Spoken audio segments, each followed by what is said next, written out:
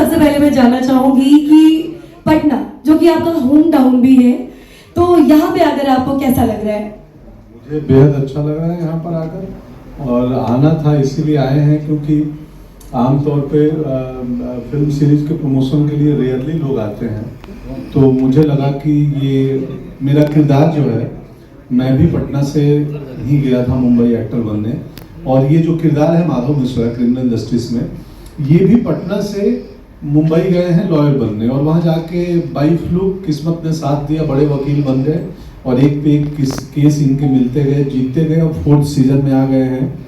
तो मुझे लगा कि जहाँ से माधव मिश्रा की शुरुआत हुई है इस कैरेक्टर की स्टोरी में, होम टाउन इनका पटना है, तो क्यों ना हम वहीं चलें और वहाँ से प्रमोशन की शुरुआत करें। तो हमारे सिटी टूर की शुरुआत पटना से हो रही है, इसके बाद हम दूसरे शहरों में कहीं भी जाएंगे। माधव मिश्रा के कैरेक्टर को काफी प्रेम मिला, ऑडियंस ने काफी सराहना की, और इसका प्राइम एग्जाम्पल है कि सीजन 1, सीजन 2 और सीजन 3 सुपर डुपर हिट रहे, तो ये सीजन 4 आ गया है। तो आपके हिसाब से ऐसा क्या फैक्टर है जो माधव मिश्रा से ऑडियंस इतना ज्यादा कनेक्ट कर पाती है, रिलेट कर पाती है? एक तो इनके केस करने, मतलब अदालती प्रोसेस का तरीका, इनका अपना इन्वेस्टिगेशन का तरीका लीगल ड्रामा है। तो लीगल ड्रामा में ह्यूमर और कॉमेडी का स्कोप कम होता है, बट ये सीरीज में माधव मिश्रा लीगल ड्रामा में जब कोर्ट में है तो सीरियस है, बट सिचुएशनल ह्यूमर काफ़ी होता है, और माधव मिश्रा हंसाते भी हैं। तो अब जो कैरेक्टर ऑडियंस को मुस्कुराहट दे दे, चेहरे पे हंसा दे, तो उससे लोग कनेक्ट हो जाते हैं। तो ये यूनिकनेस है माधव का कि एक लीगल ड्रामा में भी ह्यूमर का स्कोप निकल आता है। मुझे लगता है शायद इसकी वजह से, और दूसरी रिलेटेबिलिटी कि माधव से इस कमरे में बैठे हर व्यक्ति कनेक्ट करेगा, हर को लगेगा कि कभी न कभी माधव से मैं मिला हूँ, क्योंकि एफिडेविट करने वाले वकील हैं, जुगाड़ू आदमी हैं, सर्वाइवल की लड़ाई लड़ रहे हैं। तो ये फैक्टर है शायद जिसकी वजह से लोगों को पसंद है माधव मिश्रा में। और माधव मिश्रा में कितना पंकज त्रिपाठी है? आई मीन कि आपके अंदर माधव मिश्रा कितने हैं जो आप इसमें बैठे हैं? और हाँ जी, तो मैं एक्टिंग का माधव मिश्रा हूँ कि अगर मैं अभिनय में, जैसे मैं पटना से गया मुंबई, यही थिएटर करता था कालिदास रंगालय में, और 95 से लेकर 2001 तक पटना में रंगमंच करता था। सपने देखते थे कि सिनेमा में जाएंगे, एक्टिंग सीखेंगे, कुछ करेंगे। तो और मुंबई गए, और फिर छोटे छोटे सीन से शुरुआत हुई। किसी फिल्म में एक सीन, कहीं आधा सीन, कहीं पासिंग शॉट में दिख रहे हैं। वैसे ही माधव मिश्रा की छोटा वकील था, एफिडेविट कर रहा है, छोटे मोटे रोड एक्सीडेंट के केसेस को हैंडल करने वाला व्यक्ति, और एक बड़ा केस मिलता है सीजन 1 में। तो वो खुद बेचारा, मजिस्ट्रेट पूछते हैं कि तुमसे हो पाएगा ये बड़ा केस है, तो ये हंस देता है। तो मेरी जर्नी, मैं एक्टिंग का माधव मिश्रा हूँ कि माधव की तरह छोटे छोटे एफिडेविट के केस, और मेरी एक सीन आधा सीन करके जर्नी यहाँ तक आई है कि अब मुंबई के हाई प्रोफाइल वकील से ये केस लड़ते हैं और जीतते हैं।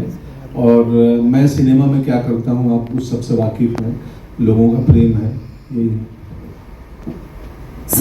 वाकई सीरीज बहुत अच्छी थी, क्योंकि मैंने खुद भी सीजन 1, सीजन 2, सीजन 3 तीनों देख रखा है, और ऐसा नहीं कि मैं यहाँ पे आ रही थी इसलिए देखा, जब रिलीज हुए मैंने उसी टाइम देख लिया था। माधव की पत्नी जो है वो बेगूसराय की अरे वाह, रत्ना फ्रॉम पटना, तो वो भी बहुत हिट किरदार है। इवन अब समझो कि पहले माधव अकेले थे सीजन 1 में, सीजन 2 में उनकी शादी हो गई क्योंकि लगा कि ये कैरेक्टर हिट हो रहा है। सीजन 3 में उनका साला आ गया असिस्टेंट बनने। तो बिहार में ऐसा ही होता है ना, जीजा जी को कुछ काम मिलता है तो साले सब लग जाते हैं।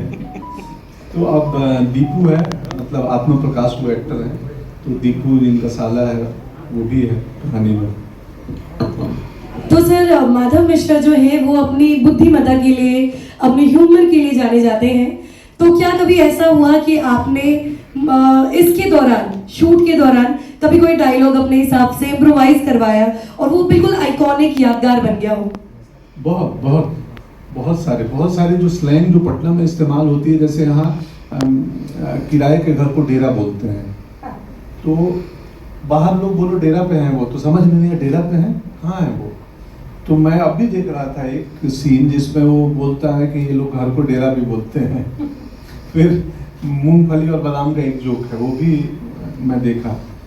तो काफ़ी इम्प्रोवाइज करता हूँ, और चूँकि मैं बिहार से हूँ तो यहाँ के बहुत सारे वो भाषाई, वो भोजपुरी, मैथिली, अमेरिका बचिका है, तो मैं करते रहता हूँ। मैं फिल्मों में भी कर देता हूँ। इवन फुकरे 3 में मैंने एक मगही का शब्द बोला था, हमार दिल कही गए।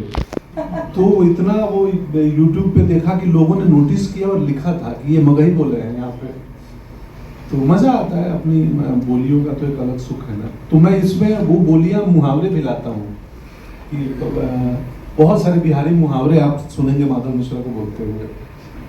तो और भी ज्यादा मजा आने वाला है being a Bihari. So sir, my next question कि फैंस को माधव मिश्रा का कोर्ट रूम स्टाइल बड़ा यूनिक लगता है, काफी अलग टाइप का है। तो कोई यादगार फैन मोमेंट या मैसेज याद है जो इस कैरेक्टर को लेकर आपको मिला हो?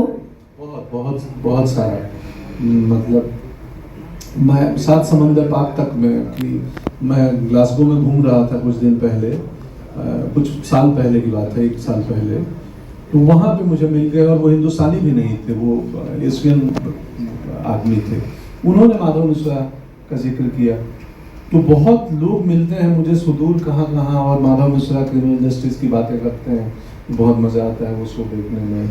आपकी वाइफ की केमिस्ट्री बड़ी मज़ेदार है, हंसी भी आती है। तो काफ़ी मुझे यूनिक लोग मिले हैं, यूनिक जगहों पे मिले हैं, जिन्होंने इवन मैं एक जूते के शोरूम में, ये पिछले हफ्ते की बात है, लंदन में था मैं। पटना से खेलो इंडिया ख़त्म किया और अगले दिन मैं लंदन चला गया, और वहाँ से परसों आया हूँ वापस लौट के। तो वहाँ जूते के शोरूम में एक लड़का मिला, और वो हैदराबाद का था। उसने बोला कि मेरे आपके सभी कामों में मेरा फेवरेट है माधव मिश्रा। क्रिमिनल जस्टिस भी नहीं बोला, सीधे किरदार का नाम, कि I love Madhav Mishra.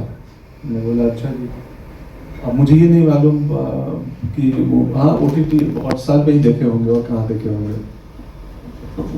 Okay, alright sir, एक और क्वेश्चन मैं पूछना चाहूंगी जो कि काफी इंटरेस्टिंग है और थोड़ा हटके है, कि बॉलीवुड के इतने सारे कैरेक्टर्स हैं, तो अगर मैं आपसे ये सवाल पूछूं कि माधव मिश्रा को किसी फेमस बॉलीवुड कैरेक्टर का केस लड़ना पड़ा, तो वो कौन सा कैरेक्टर होता और वो कैसे लड़ते?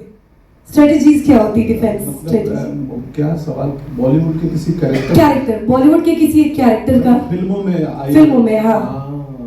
कालीन भैया का केस लड़ते।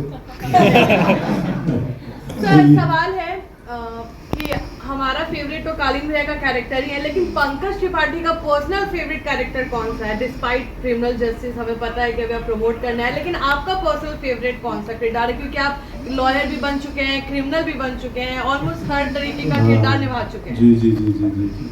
मेरा बहुत मुश्किल है ये दोस्त बता पाना। आप हलवाई को पूछो कि तुम्हारा फेवरेट मिठाई कौन है, उसकी दुकान पे आके, तो वो बोलेगा जो आपको पसंद है वही है।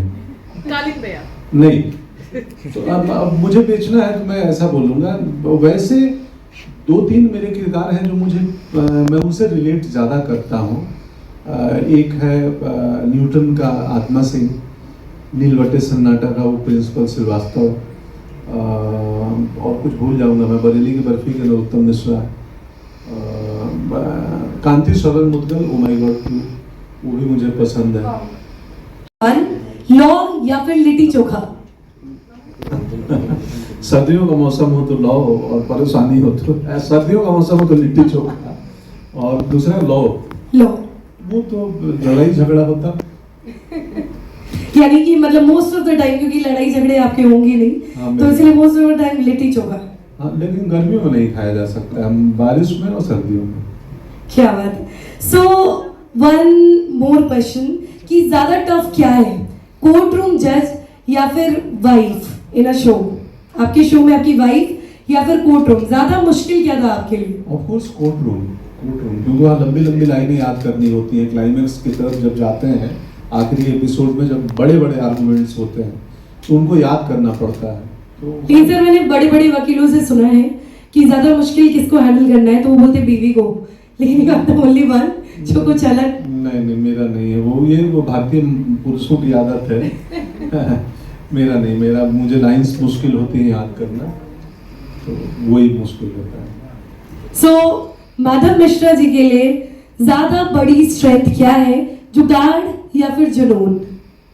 दोनों, क्योंकि ये पहला वकील है जो पैशनेट तो है ही अपने काम को लेके, और पटना विधि महाविद्यालय के पास आउट है।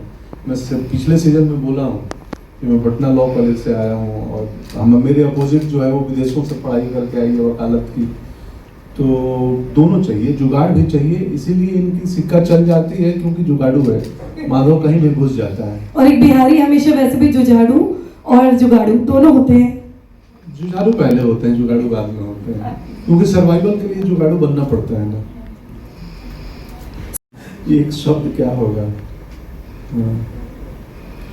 चौपल आदमी, चौपल, हाँ पहुंचल आदमी, चौपल आदमी, जो भी बोल लो। क्या बात है, पहुंचल आदमी है, हमारे यहाँ बोलते हैं ना, बड़े पहुंचल आदमी है वो, तो वो पहुंचल आदमी है ये। पहुंचे हुए हैं काफी। So thank you so much sir. और हमारे पटना की जनता से क्या कहना चाहेंगे? कुछ नहीं, आप सबको प्रणाम और प्यार। मैं पटना अक्सर आता हूँ, बट मीडिया इंटरेक्शन नहीं कर पाता हूँ क्योंकि चुपके से एयरपोर्ट से गांव जाना होता है, तो मैं कम दिखता हूँ। पर इस बार हम इस पर्पस से ही आए हैं कि मिले, अपने शो की बात करें और लोगों को प्यार बताएं। और पिछले महीने मैं पटना में एक पूरी फिल्म शूट करके गया हूँ, जिसमें यहाँ की जनता ने बहुत सपोर्ट किया। डाक बंगला चौराहे पे हम रात में शूटिंग कर रहे थे, जब बोलते थे कि यहाँ से हट जाइए, ये फ्रेम है, यूज टू नहीं है यहाँ के लोग फ्रेम्स कि ये फ्रेम मतलब क्या है, क्यों हटे, बावजूद उसके हर व्यक्ति वो जगह खाली कर देता था। तो हमने पूरी फिल्म पटना में पिछले महीने अप्रैल महीना में यहाँ शूट करके गए हैं, और वो आएगी तो आप सब देखेंगे।